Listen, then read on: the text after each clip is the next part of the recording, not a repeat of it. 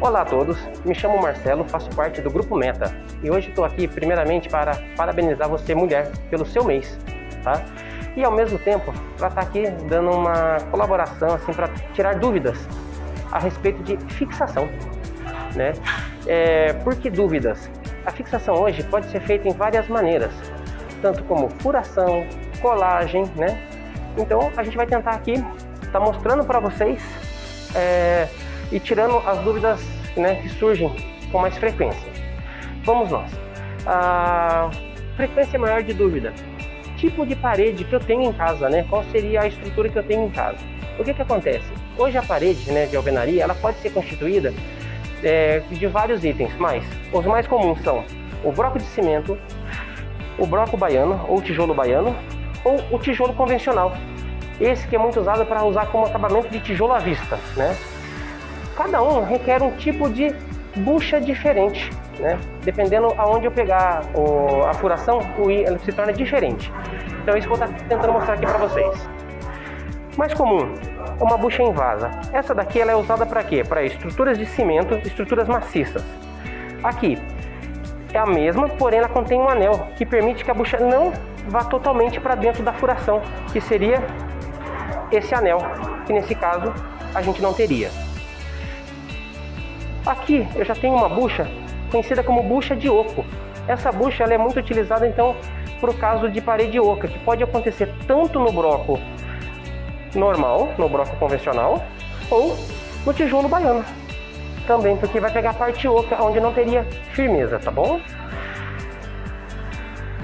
Após o tipo de identificar o tipo de bucha que eu devo usar, aparece uma segunda pergunta, né, mais frequente: broca. Que tipo de broca eu devo usar, né, para poder estar utilizando essas buchas? Até vou puxá-las aqui. Os 3 tipos de brocas mais utilizados. E como diferenciá-las? Digamos que eu vou fazer uma furação em madeira.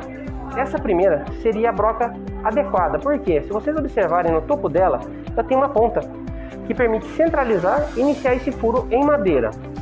A mesma só pode ser utilizada em madeira realmente, eu não posso trocar ela para outro uso, eu vou ter a queima dessa broca. Essa seria a primeira. A nossa segunda broca seria essa, é chamada de broca de aço rápido. Se vocês verificarem ela, a cabeça dela é lisa e ela tem corte em todos os lados. Aço rápido ela pode ser usada para metal no geral, alumínio, e se eu precisar fazer furação em madeira, com essa broca eu consigo estar furando madeira. Não seria específica, porém eu consigo estar fazendo essa furação.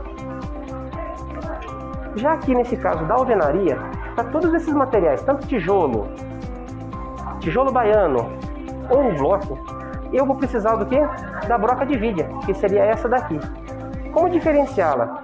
A ponta dela, ela tem 2 orelhinhas, uma de cada lado somente, e lembra um telhado de uma casa. Então essa seria a broca correta para fazer a furação em alvenaria. Bom, gente, então aqui vocês viram as 3 brocas mais conhecidas, que são as brocas mais normais do nosso dia a dia. Mas hoje, o que acontece? Tem um lançamento que é chamado de broca multimaterial. Seria essa broca aqui. Olhando para ela, seria uma broca de vidia. Porém, o material que ela é composta, ela permite o quê? Que você faça a furação de alvenaria, de finas chapas de metais e madeira. Então ela seria uma broca utilizada para as 3 situações. Lembrando que na parte de metal, chapas finas. Um detalhe muito importante no caso da alvenaria, o que seria? Eu já identifiquei se eu tenho um tijolo, se eu tenho um baiano ou se eu tenho um bloco. Mas é acima desse reboco, o qual a gente está vendo aqui, eu tenho então aquela opção de acabamento. Muita gente vai confundir um certo acabamento, que seria o acabamento do gesso fino ou de uma placa de drywall, que seria essa daqui. Ela é muito usada para fazer divisórias ou até mesmo um acabamento em um certo tipo de parede. O que acontece a mudança? Se eu tiver um acabamento fino aqui em cima em gesso, eu vou estar usando a situação normal das buchas. Pode ser qualquer uma dessas buchas, desde se eu peguei maciço ou oco. Se eu tiver a placa de drywall, aí vai mudar o tipo de bucha, que seria o mais correto, esse tipo de bucha aqui, ó. Esse tipo de bucha que é a mais usada na placa de drywall, tá? O que acontece? Muita gente pergunta, chega na loja até a gente e fala: eu quero uma bucha 6 para drywall, eu quero uma bucha 8 para drywall. E essa bucha não é assim que a gente vai classificar ela. A gente vai classificar ela pela altura do corpo de acordo com a placa. No caso dessa placa, ficou grande. Eu tenho que pegar uma bucha menor, que seria essa daqui, ó. Essa seria a bucha ideal para essa espessura de placa que a gente está aqui em demonstração no momento. Então seria essa daqui. Também temos a praticidade de estar usando essa ferramenta. É uma parafusadeira de 12 volts. Qual a praticidade e a vantagem dessa máquina em mãos? Primeiro, eu fico livre da parte de estar usando uma extensão. Vamos nela. O que é a função dela? Eu tenho aqui, ó, 3 funções. Primeira, nesse item aqui tem como usar como parafusadeira. Segundo, furadeira ferro-madeira. Terceiro, o martelete, que é esse que a gente vai estar usando aqui agora para estar fazendo a furação em parede. Muitas dúvidas acontecem na aquisição das buchas. Como eu mostrei para vocês, são várias aqui com a gente. E também, o que acontece? Na hora de fazer a furação na parede para colocação de um suporte de televisão, de um varão de cortina, na hora da aquisição da bucha, a pessoa acha que tem que comprar a bucha menor possível para não estar danificando a parede, que é aqui no caso. O que acontece? É um grande erro. Às vezes eu pego uma bucha 6 para colocar um suporte de televisão. Ela não vai ultrapassar o que eu preciso, aonde ocorre quedas, né, desse suporte, né, quando acontece a folga e a queda do suporte. Então o grande segredo é verificar a carga que eu preciso para escolher a bucha ideal. Então carga, espessura de parede e tipo de parede. Essa é a principal dica. Então agora a gente vai lá, a gente vai estar fazendo aqui algum tipo de furação para estar mostrando então para vocês a eficiência das buchas. Tá? Então aqui eu tenho o tijolo baiano e ele já está com um acabamento. Já estou com a máquina na função martelete e com a broca de vidia. Então lembrando que a broca de vidia sempre vai ser usada para alvenaria no geral. Tá? Uma pergunta muito normal aqui na loja com a gente, tipo azulejo. Vai ser a mesma broca, vai entrar na família da alvenaria. Então não importa o acabamento, e sim a estrutura que é utilizada da parede. Então vamos lá, a gente vai fazer esse furo então nesse bloco aqui com a gente. A máquina já está na posição, centralizei onde eu preciso, vou estar fazendo ele mais para a ponta aqui, para a gente pegar um oco. Está na função martelete, ó. O martelete ele vai dando impactos aonde permite eu fazer a penetração na parede.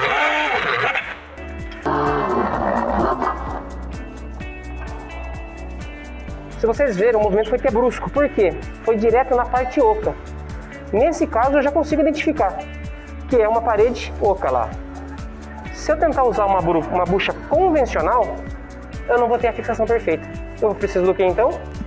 De uma bucha de oco.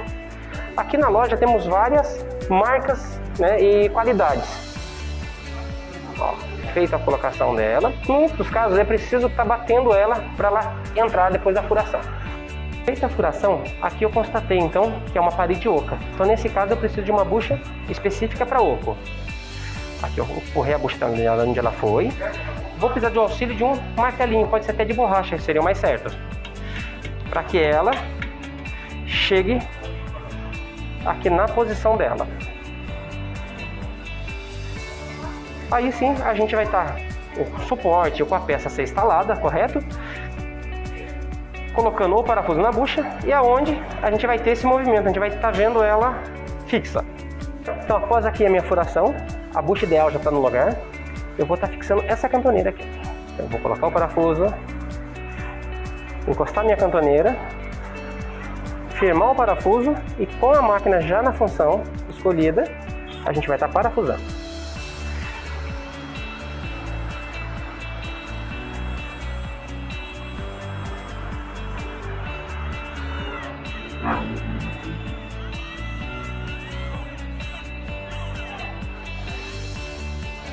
Aqui estaria fixo, né, a minha cantoneira, já com a bucha certa.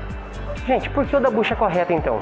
Se vocês perceberem aqui como eu estou com esse tijolo em mãos, vocês vão perceberem que a bucha, com o aperto do parafuso, ela ficou torcida. Essa torção que acontece aqui atrás permite o agarre da bucha na estrutura do tijolo, aonde eu tenho firmeza. Gente, então aqui eu fiz esse passo a passo da furação. Mas aí acontece uma dúvida muito importante. Tem muita gente que não pode e não quer furar a parede. Em muitos casos, locação ou, em muitos casos, um azulejo antigo que não vai achar outro igual. Então Então para esse caso a gente tem a solução do quê? De fitas dupla face. Tem vários tipos de fitas e selantes ou colantes, tá? O que acontece nessas situações? A fita parece uma coisa muito fácil, porém não, ela também tem que ser escolhida de acordo com o local a ser instalada, tá? Se vocês verem aqui comigo, eu vou ter várias delas. Específica para banheiro e cozinha, por causa de gordura, tá? E aqui já seriam fitas multiuso. Se vocês perceberem no topo das fitas aqui em cima, eu tenho que a capacidade da fita por centímetros utilizados. Um exemplo é essa, 400 gramas a 15 centímetros, né? Essas aqui, elas servem tanto para a área, essas que são para a área interna, tá? Ambientes interno. Já essa última, que é a de maior capacidade no mercado hoje, ela suporta até 5 kg até 20 centímetros da fita utilizada e ela pode ser para a área interna e externa, tá? Essa outra também fixa forte a área interna e externa, muito usada na área automotiva, tá? Para prender borrachões, coisas do tipo. Fica uma dica para vocês sobre a fixação de fita, tá? Então, digamos que eu vou fazer uma fixação de um quadro, de uma madeira, de um acabamento, que eu não quero então estar usando a perfuração, eu vou estar usando a fita. O grande segredo, eu vou pegar aqui essa madeira, digamos que eu fosse fazer ela na parede. Qual é a dica? Eu vou estar prendendo a fita nela, nos espaços que eu devo achar necessário de acordo com o peso do item, tá? Vou tirar a capa da fita depois que ela já está fixada aqui e vou esperar 20 minutos. Isso para qualquer fita. Por quê? A fita dupla face, ela tem um tempo para ter a adesão no item. Se eu coloco aqui, tiro e já encaminho ela para a parede onde eu vou estar instalando ela, o que vai acontecer? A chance dela soltar é muito grande. Se eu deixo a fita colocada e espero esses 20 minutos, então ela tem a adesão necessária que ela precisa ter no primeiro item. Quando colada, ela tem a fixação que eu preciso. Qual o grande segredo então da fita? Identificar o tipo de fita e a capacidade de peso. Feito isso, a gente vai ter a fixação ideal. Então digamos que a fita não vai atender o que eu preciso. Aí eu vou ter que partir para um selante. No caso aqui eu tenho algumas opções, tá? A mais usada seria esse daqui, que é o Montefixa. No começo no mercado ele foi conhecido como Pra Que Prego. Muita gente ainda pergunta do nome, mas não sabe que mudou para Montefixa. O que acontece com esse produto? Ele tem um agarre imediato, tá? Porém, de acordo com o item que eu vou estar colando, eu tenho tempo de cura, que ele pode ser de 12 a 48 horas, tá? Então esse seria o mais conhecido deles. Um detalhe importante aqui na linha do Montefixa seria essa daqui. Ele tem a opção de área interna ou de área externa, tá? O que acontece? O área externa pode ser usado nas duas opções, tá? A fixação dos dois será a mesma, desde acordo com o uso correto, né? No local correto. O área externa, ele é muito usado tanto para saunas, a área que eu tenho muito vapor, banheiro, então fica a dica dele. Se puder usar ele internamente, ele seria melhor. Aqui também eu vou ter a opção da cola PU, tá? A mais utilizada seria essa aqui que está comigo. Qual é a grande vantagem dessa cola? O tipo de itens que ela consegue estar colando: aço, vidro, granito, madeira, alumínio, concreto e porcelana. Esse aqui na minha mão tem uma particularidade especial. Ele cola em áreas úmidas. Um exemplo, eu tenho uma trinca de caixa d'água. Esse produto eu posso estar fazendo a colagem dessa trinca sem ter que secar essa caixa d'água, tá? Então o legal dele é isso. E ele, por ser base de água, ele não passa nada para água. E já aqui eu tenho esse outro que é um MS. O que acontece com esse? Vamos falar uma situação muito engraçada. Ele é usado para colagem de pastilha de piscina, parte de pisos de piscina. Um grande exemplo. Eu tenho um piso de piscina que se soltou. Eu precisaria estar só tirando a água, secando essa piscina para estar fazendo a colagem. Com esse produto não. Basta eu ter o piso em mãos, tá?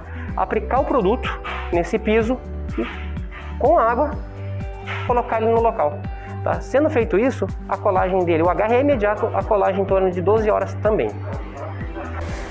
Então, gente, aqui estão minhas dicas, tá? Espero ter contribuído com vocês, né, para tirar algumas dúvidas, tá bom? E até uma próxima.